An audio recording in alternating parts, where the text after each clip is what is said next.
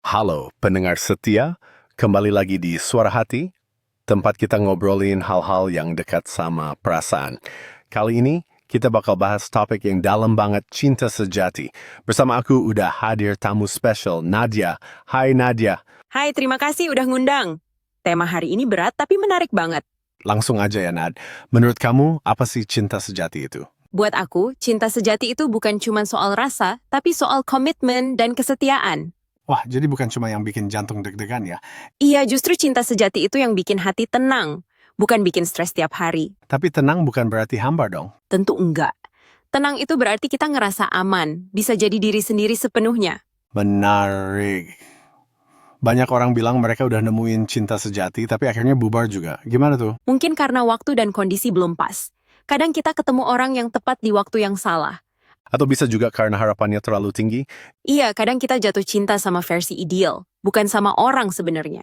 Aduh, itu sering kejadian. Jadi gimana sih cara tahu kita udah nemuin cinta sejati?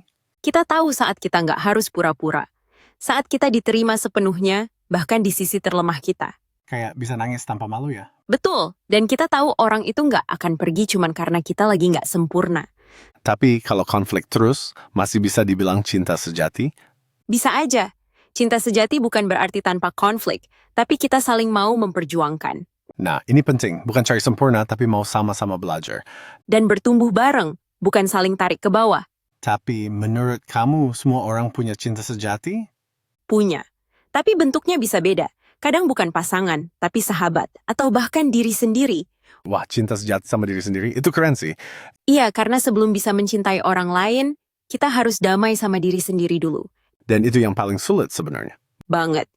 Tapi juga yang paling penting. Tanpa itu relasi kita bakal rapuh. Jadi kesimpulannya, cinta sejati itu nggak instan ya? Enggak. Itu hasil dari waktu, pengertian, dan keberanian untuk terbuka. Makasih banget Nadia buat obrolan yang penuh makna ini. Sama-sama. Semoga bisa bikin kita semua mikir ulang soal cinta. Sampai ketemu di episode berikutnya. Jangan lupa kenali dirimu, cintai dirimu, lalu bagikan cinta itu. Bye!